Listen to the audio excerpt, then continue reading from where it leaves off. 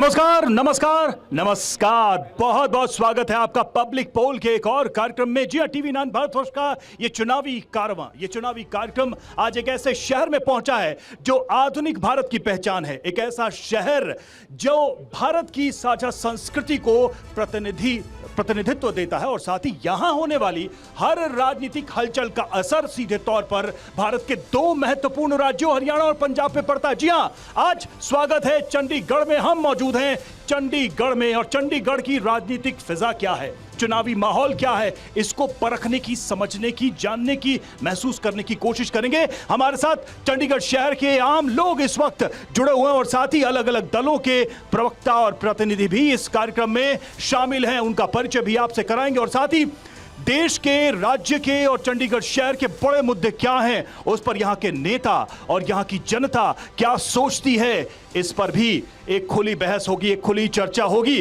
तो आइए कार्यक्रम की शुरुआत करते हैं और मैं चाहता हूं कि जोरदार तालियों के साथ हम सभी इस कार्यक्रम में शामिल लोगों का अभिनंदन करें, स्वागत करें, उत्साह बढ़ाएं। और इस वक्त अगर मैं बात करूं तो टीवी 9 भारतवर्ष के इस चुनावी कार्यक्रम में जो मेहमान जुड़े हुए हैं वो कौन कौन से हैं, उनका परिचय मैं करा दूं। देखिए, बीजेपी की तरफ से हमारे साथ इस वक्त मौजूद हैं गुरप्रीत ढिल्लो और विक्रम बावा। स्वागत है आपका इस कार्यक्रम में। आम आदमी पार्टी की बात करें तो प्रेम लता और दमनप्रीत हमारे साथ इस वक्त मौजूद हैं। और साथ ही कांग्रेस की बात करें, कांग्रेस से भी हमारे साथ प्रवक्ता जुड़े हुए करणबीर और जसबीर सिंह बंटी और साथ ही चंडीगढ़ लोकसभा निर्दलीय प्रत्याशी प्रताप सिंह राणा भी हमारे साथ मौजूद होंगे। उनसे भी हम समझने की कोशिश करेंगे। लेकिन देखिए, चंडीगढ़ में दरअसल क्या हुआ है कि टिकटों के डिस्ट्रीब्यूशन को के बाद से कुछ अंदरूनी खींचतान शुरू हो गई और खासकर ये खींचतान कांग्रेस को लेकर कही जा रही है। आरोप लग रहे हैं, दावा भी किया जा रहा है, सच्चाई क्या है इस पर भी जानेंगे। लेकिन जल्दी से मैं लोगों के पास आऊंगा, आप सबके पास आऊंगा और जानने की कोशिश करूंगा कि इस बार लोकसभा के चुनाव में आपकी नजर में बड़ा मुद्दा क्या है, सबसे बड़ा मुद्दा क्या है सर इस बार चुनाव का सबसे बड़ा मुद्दा तो चंडीगढ़ का ये है कि चंडीगढ़ के अंदर जो समस्याएं हैं उनको आने वाला कोई भी नेता उसको दूर करे। और देश का मुद्दा क्या है, बड़ा मुद्दा? देश का सबसे बड़ा मुद्दा एक ही है, जो पब्लिक है उसको हर क्या है सर बड़ा मुद्दा इस बार? देश का सबसे बड़ा मुद्दा है जो देश में इतनी बेरोजगारी पहला बड़ा मुद्दा आपको लगता है बेरोजगारी? बिल्कुल सर, आपको क्या लगता है बेरोजगारी पहला बड़ा मुद्दा क्या लगता है? करप्शन लगता है बड़ा मुद्दा। आपको क्या लगता है बड़ा मुद्दा क्या है इस बार? सबसे मुद्दा बड़ा है जी, बेरोजगारी की तो है ही है और इसकी विकसित भी हो रही है, जहाँ तक दूर भी होया है। हाँ जी, इसमें कोई शक वाली बात नहीं। आगे सर आप कुछ कहना चाहें? बेरोजगारी बड़ा मुद्दा। आपको क्या लगता है बड़ा मुद्दा क्या है? बेरोजगारी बड़ा मुद्दा है। बेरोजगारी है, इतने सारे लोगों ने कहा बेरोजगारी मुद्दा। मैम, आप कुछ कहना चाहेंगे बड़ा मुद्दा क्या है चुनाव? बड़े मुद्दे सारे ही हैं, बेरोजगारी, महंगाई है, किसानों का जो इतना बुरा हाल किया है, सारा समाज है वो किसानों पे खड़ा है। चलिए तो अब जरा नेताओं की तरफ रुख करते हैं। बड़ा मुद्दा सुन लिया आपने चंडीगढ़ के पब्लिक का? देखिए, बड़ा मुद्दा देश की सुरक्षा, देश को आगे बढ़ाना, ये है। सुना नहीं आपने? वो कह रहे बेरोजगार। यही बता रहा हूँ। आने वाले समय में 2047 तक देश को विकसित भारत बनाने की तरफ हम लगे हुए हैं। उसकी नींव मोदी जी ने तैयार की है। उस नींव को मजबूती देते हुए अगले 5 वर्षों में और आगे उसारी की जाए। आप क्या कहेंगे? देखिए, मुद्दा विकास का होना चाहिए, लेकिन जो बेरोजगारी का मुद्दा है बिल्कुल जायज़ है, उठाना चाहिए। मैं कुछ आंकड़े, छोटे से आंकड़े आपको जल्दी चाहूँगा जल्दी से। देखिए, आज से 10 साल पहले 90% जो हैं मोबाइल फ़ोन्स जो हैं वो इंपोर्ट हुआ करते थे। आज India has become the second largest mobile manufacturing. उसके बाद अगर आप देखेंगे कि सेमीकंडक्टर्स से लेके छोटी छोटी सिंपल टॉयज़ तक आज इंडिया में बन रही हैं, जिसके लिए 12 लाख जॉब्स जो हैं वो मिल चुकी हैं। उसके बाद इकोनॉमिक सर्वे आप देखिए 2022 तो इस डेटा का क्या चुनाव पे असर पड़ेगा? बिल्कुल असर पड़ेगा। चलिए ठीक है, अब जवाब ले लेते हैं। सुन लिया आपने बड़ा मुद्दा क्या है? पहले तो आपने जनता जो बोलती है वो देखो जी। हाँ, आपने देखा, पहले जनता के पास गए, जनता ने कहा बेरोजगारी, जनता ने कहा करप्शन, जनता ने कहा महंगाई, जनता ने कहा हमारे किसान जो मर रहे हैं। आप क्यों खुश हो रहे हैं? वो सुरक्षण है कि जो इन पे कुछ देख रहा हूँ कि ये जुमले आपको लगता है फिर देख के जो ये कर रहे हैं ना, ये जुमले झूठ है कि हंस रहा हूँ कि कभी तो सच बोलना शुरू कर दो। इनके झूठ, इनके जुमले। अरे 10 साल हो गए हैं इनको, अगर ये चाहते तो आज ये मुद्दे ये बोलते ही ना। पीछे हो जाए, थोड़ा सा पीछे। आज जो जनता आपको मुद्दे बता रही है, ये मुद्दे क्यों बता रही है? क्योंकि 10 साल चुनाव का यही मुद्दा है, इसी के मुद्दे पे आप लोग लड़ रहे हैं चंडीगढ़ में और देश में। हम पूरे देश को सुधारने की बात कर रहे हैं जो बिगड़ चुकी की है। देखिए, मुद्दे की बात तो ये है कि आज भाई साहब ने एक पर्चा ले आया और बोला इतने मोबाइल फोन बन रहे हैं, ये बन रहा है, मगर मैं नहीं बन रहा है। मैं तो ये पूछता हूं, देखिए सर, आंकड़े हमारे पास भी, आंकड़े ये हैं कि 45 साल का सबसे हाईएस्ट अनएम्प्लॉयमेंट रेट है, उसके ऊपर इन्होंने बात नहीं करी।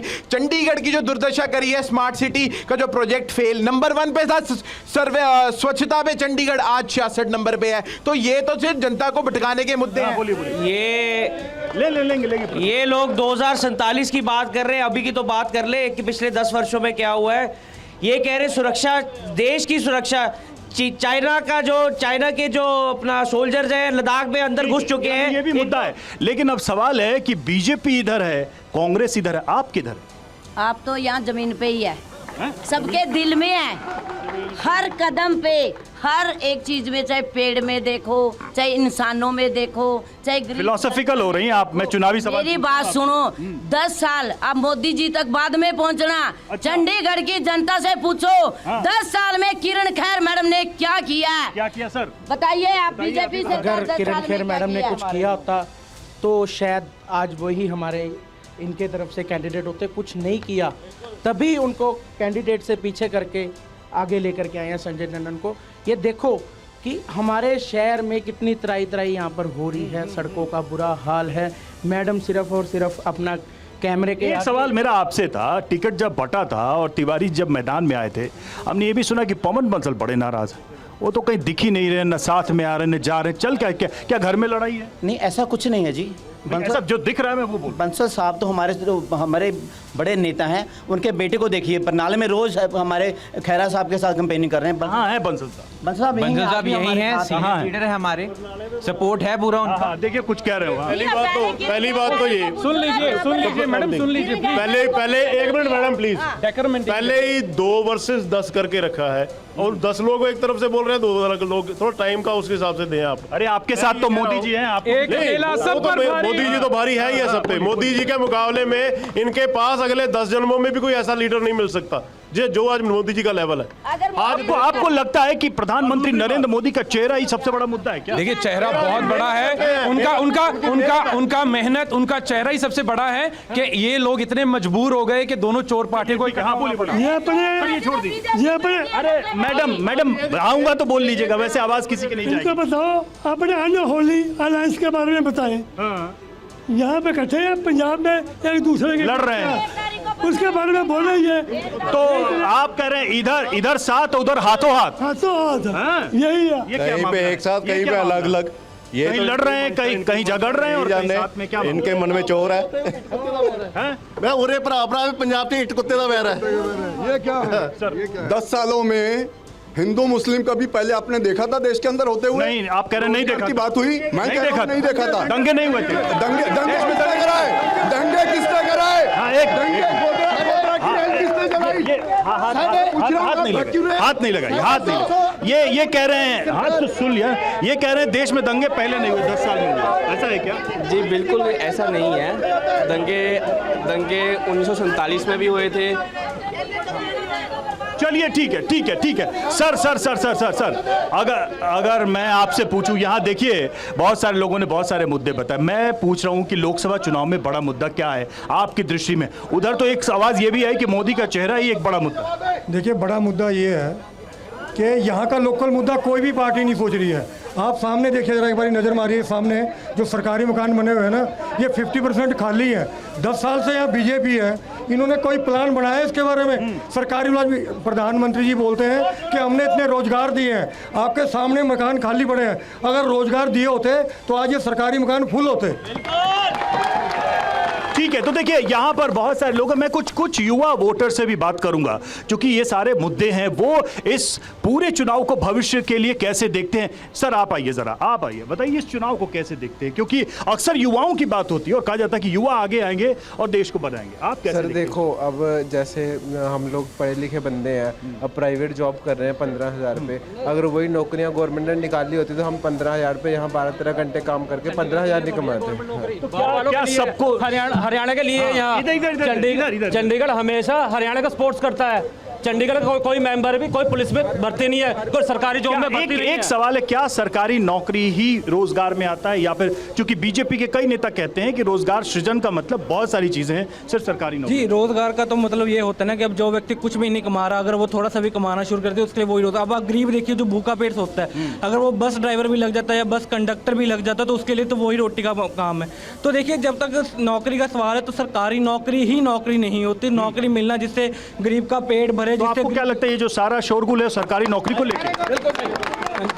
स्वरोजगार जो है वो कहते हैं, बीजेपी की तरफ से दावा किया जाता है कि आदमी आज की तारीख में अपना रोजगार भी ढूंढ रहा है। क्या आप मानते हैं कि इससे ये एक मुद्दा हो सकता है, या सिर्फ कंपनियों या सरकारी नौकरी? नहीं सर, कोई मुद्दा नहीं। अब की बार 400 पार, 400 पार, अब की बार 400 पार। देखिए, यहां से एक आवाज आई, अब की बार 400 पार। मैं इस पे ही बात करूंगा, ये नारा सबसे ज्यादा जा रहा है। अब तो चुनाव का आधा चरण निकल चुका है, अब 20 तारीख को फिर चुनाव हो जाने। आपको क्या लगता है 400 पार या 400 से कितने नीचे? देखो जी, मैं नंबर्स बताइए। मेरी बात सुनो। नंबर 1 पे गठबंधन। अच्छा, कांग्रेस बोलते नहीं, चलो कांग्रेस और आम आदमी पार्टी जब दोनों कहाँ पे पंजाब में या यहाँ? हम चंडीगढ़ की बात कर रहे हैं, जो 10 साल से जनता यहाँ भुगत रही है। आप चंडीगढ़ की बात करो। पंजाब में नंबर 1, चंडीगढ़ में आप एक भी काम गिनवा दो। ये बड़े बड़े वादे करते हैं कि स्कूल बनाए, कम्युनिटी सेंटर बनाए।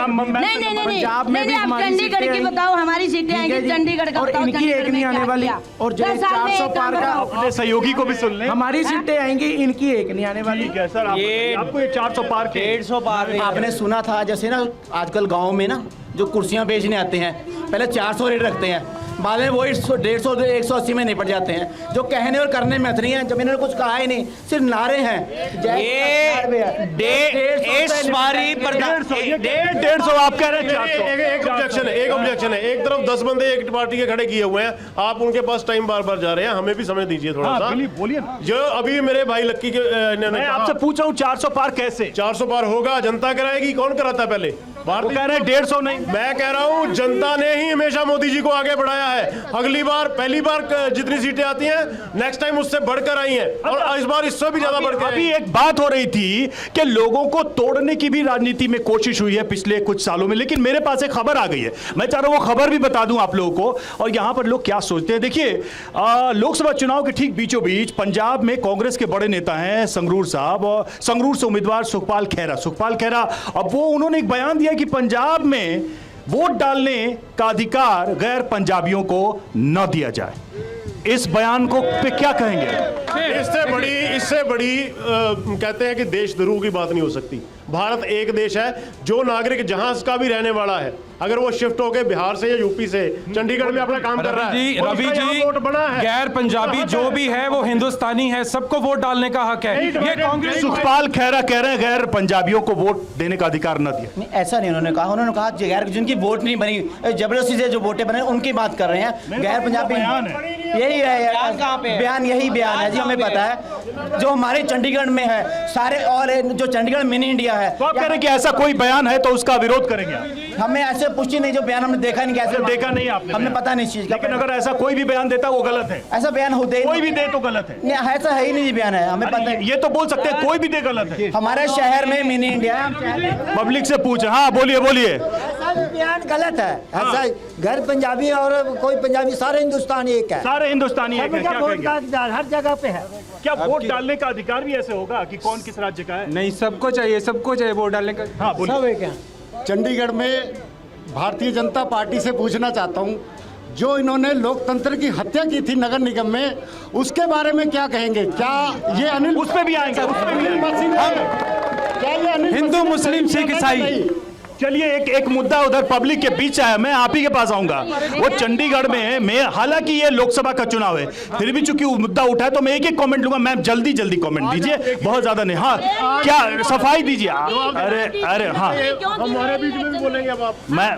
मैं सवाल पूछूंगा कि आप नहीं रुक, एक मिनट रुकिए। मैं सवाल पूछूंगा कि आप यहाँ उत्तर देंगे ना? देखिए, डरे हुए हैं ये ऑपोजिशन वाले कि यहाँ 2 बंदों, चंडीगढ़ मेयर चुनाव में जो हुआ, चंडीगढ़ के अंदर इलेक्शन का दबाव हर जगह पंजाब में ये एक दूसरे को जूत प्रदान कर रहे हैं, एक दूसरे के ऊपर गाली गलौज कर रहे हैं। यहाँ चंडीगढ़ में चोर रास्ते से आने का ये जो सुखपाल खैरा जो हैं वो कांग्रेस के लीडर हैं पंजाब में, उन लॉन्ड्रिंग केस में अभी जेल से आए हैं, मनी लॉन्ड्रिंग केस। चलिए मैम जवाब दे। मेयर इलेक्शन से किस तरीके से भाग रहे हैं, किस तरीके से जो अनिल मसीह एक दलित परिवार का वाल्मीकि समाज के बच्चे के जो वोटों को कैंसिल करे, ऐसा है बीजेपी वोट चोर है। आपने हमें देखा था करप्शन हो रही है, मगर देखो जिस तरह से उन्होंने 8 वोटें करी है, 40% के प्रश्न, इस हिसाब से हर एक डिपार्टमेंट में 40 से 50% करप्शन है। जब से ये सरकार देखिए, ये तो बड़ी बड़ी बातें करते हैं कि सुखपाल खेरा का आपने बयान दिया, इनसे पूछिए नरेंद्र मोदी ने हिंदू मुसलमान की राजनीति 100 बयान दिया बोलने के बावजूद। ठीक है, अच्छा एक मिनट, हाँ एक मिनट सर, बोलिए भाई छोड़ दीजिए। उस पार्टी में क्या विश्वास करें जिसके आधे नेता जेल में, आधे जेल में। एक विषय राष्ट्रीय चर्चा का विषय बन गया है ठीक चुनाव के बीचों बीच। मैं पूछना चाहता हूं, यहाँ जो महिलाएं हैं, स्वाति मालीवाल के बारे में कुछ सुन रही हैं आप? देखिए चल क्या रहा है ये आम आदमी पार्टी? आप तो महिला हैं, आप बेहतर जानती होंगी क्या चल रहा है। ये देखिए एक्चुअली ऐसे है, अब तो बातें उठेंगी जितना इन्होंने किया। गिरफ्तारियां हो गई, FIR हो गया, आप कह रही हैं बातें उठेंगी? नहीं ऐसे है, जो उन्होंने साक्षी पहलवानों के साथ, साक्षी मलिक के साथ किया, उसका जवाब भी नहीं ना दिया है हमें। किसानों की तैयारी से मैम मैं बीजेपी वालों से पूछना चाहती हूँ, साक्षी मलिक के बारे में क्या विचार है आपका? साक्षी मलिक के बारे में बताइए। पूछ लें। हमारा पूरा नहीं हुआ था। मेरा अभी सवाल जो मैंने किया उसका जवाब दीजिए। स्वाति मालीवाल के बारे में कुछ सुना आपने? क्या हुआ क्या? स्वाति मालीवाल के बारे में जो सुन रहे हैं, हाँ, क्या हुआ? उसके विषय में तो ये है कि अभी तो कुछ पता ही नहीं है। स्वाति मालीवाल सर कुछ पता नहीं है आपको? कुछ पता चला है कि क्या हुआ है? क्या हुआ है? उनके साथ लॉबी में मारपीट हुआ है। पूछते ये स्वाति मालीवाल के साथ मारपीट। मैं जब तक जड़ा विषय है कोर्ट दे कोल है, पुलिस दे जुडिक्शन च है, तब तक ये उत्ते मैं कोई गल नहीं करना चाहता। जो पुलिस वेरीफाई करेगी उस तो बाद गल करांगे। आप साक्षी मलिक जेडी के बारे चीज़ां में क्यों पता नहीं लग पूछते? चुकी है मणिपुर च भैणां नूं नंगा घुमाया गया, उत्ते स्वाति मालीवाल के बारे में क्यों ना पूछूं? देखो उनका क्यों ना पूछूं? नहीं मैम, क्यों ना पूछूं? मेरी बात, साक्षी मलिक के बारे में पिछले 1 साल से एक साल से सवाल हो रहे हैं। आपसे क्यों ना पूछूं? आपसे जुड़ा मामला, आपसे क्यों? आपसे जुड़ा, उनसे जुड़ा मामला उनसे पूछेंगे। आपसे जुड़ा मामला स्वाति मालीवाल के साथ क्या हुआ? क्या हुआ? जब रिपोर्ट आएगी क्या हुआ? अपने आप पता लग जाए। सच्चाई आएगी, मणिपुर की तो सच्चाई सामने आ गई। ये महिलाओं के उसके साथ खड़ी नहीं हो सकती जो इन्हीं की पार्टी की MP है, मेंबर पार्लियामेंट है, और उसका सीएम हाउस के अंदर मार कुटाई होती है। और यही नहीं, यहाँ चंडीगढ़ के अंदर दीपा दुबे, बोलिए। इनको पूछो स्मृति ईरानी कहाँ पे थी? स्मृति ईरानी कहाँ पे थी जब वहाँ पे रेसलर्स का अपराध हो रहा था, सेक्सुअल हरासमेंट चल रहा था दिल्ली में, वहाँ पे लड़कियां बैठी थी धरने पे, स्मृति ईरानी कहाँ पे थी? जवाब ले। क्या हुआ? राधिका खेरा, स्वाति मालीवाल, दीपा दुबे चंडीगढ़ में हमारी जो कांग्रेस की अध्यक्ष रही हैं पुरानी, उन्होंने बोला कि मैं पार्टी दफ्तर में सुरक्षित महसूस नहीं करती हूँ। बात यह है कि ये जो चुनाव है, अंततः ये चुनाव जब संपन्न होगा तो इस देश को एक नया प्रधानमंत्री मिलेगा। ये आप सभी जानते हैं। ये लोकसभा का चुनाव है, स्थानीय मुद्दे तो होंगे लेकिन राष्ट्रीय मुद्दों पर भी चर्चा होती है, चाहे वो राष्ट्रीय सुरक्षा हो, विदेश नीति हो, या फिर जो राष्ट्र के बड़े मुद्दे हो, चाहे वो राम मंदिर का ही मुद्दा क्यों ना, इस पर भी चर्चा होती है। क्या राम मंदिर का मुद्दा हरियाणा, पंजाब, चंडीगढ़ प्रभावित करने वाला? जरूर करेगा जी, जरूर करेगा। हमारे हिंदुस्तान में करेगा, बिल्कुल करेगा। जो हमारे 550 वर्षों की जो तपस्या थी, तो आपको क्यों नहीं दिखते राम? आपको क्यों नहीं दिखते राम? जनाब, हिंदुओं का सबसे बड़ा जख्म था। ये उधर पूछ लेते हैं, क्या बोल रहे हैं? जय श्री राम। मोदी जैसा प्रधानमंत्री है नहीं, ऐसे ना जो राम को लाए हम उनको लाएंगे। देखिए ये मुद्दा ऐसा लग रहा है कि कहीं ना कहीं चुनाव में चर्चा का विषय रहा है। सर ऐसे बताइए, क्या राम जी बीजेपी लाई है? क्या राम हमारे नहीं? क्या राम हिंदू के नहीं? क्या राम कांग्रेस के नहीं? क्या राम बीजेपी के नहीं? जो राम है हमारे आप मंदिर के साथ हैं, हम मंदिर के साथ हैं, हम श्री राम जी के साथ हैं। अब ये कह रहे हैं हम मंदिर के साथ हैं, श्री राम के साथ हैं। ये इन्होंने वकील खड़े किए राम मंदिर के खिलाफ। इनके कपिल सिब्बल वहां जाके कोर्ट के अंदर उसको डिले करने लगे रहे और कांग्रेस इस हक में नहीं। इस पर जवाब ले लिया। अब मेरा आखिरी सवाल है कि इस देश में लोकसभा चुनाव 1 जून को संपन्न हो जाएंगे और 4 जून को आएंगे नतीजे। मैं यहां पर उपस्थित सभी लोगों से यह सवाल कर रहा हूं, नहीं आप लोगों से सवाल नहीं है, जनता से सवाल है कि देश का, भारत का आपकी नजर में अगला प्रधानमंत्री कौन हो सकता है? कौन हो सकता है? राहुल गांधी। कौन हो सकता है? राहुल गांधी। आपको क्या लगता है कौन हो सकता है? आपको क्या लगता है? राहुल गांधी। राहुल गांधी कह रहे हैं। अगला प्रधानमंत्री कौन हो सकता है? नाम ज्ञान नहीं, नाम कोई भी हो सकता है, देश हो सकता है। अगला प्रधानमंत्री अम्मा, अगला प्रधानमंत्री मोदी जी को कौन होगा अगला प्रधानमंत्री? अगला प्रधानमंत्री देखिए जो इंडिया अलायंस है ये मिलके कौन होगा सर अगला प्रधानमंत्री? देश की राजनीति को देख के क्या लग रहा है? अगला प्रधानमंत्री नरेंद्र मोदी नहीं होगा, ये बात होंगे। अगला प्रधानमंत्री आपका तो क्लियर है, अगला प्रधानमंत्री सिर्फ और सिर्फ नरेंद्र मोदी। आप लोग कुछ बोलेंगे? अगला प्रधानमंत्री, अगला प्रधान जो इंडिया अलायंस का फाइनल होगा वो होगा। ठीक है। तो कुल मिलाकर देखिए चंडीगढ़ के लोगों से हमने बात की, समय हमारे पास इतना ही था। आपने अपने जोश के साथ इस कार्यक्रम में हिस्सा लिया, आप सबका बहुत बहुत धन्यवाद। अगले कार्यक्रम में किसी और शहर से मिलेंगे। फिलहाल पब्लिक पोल में इतना ही, नमस्कार।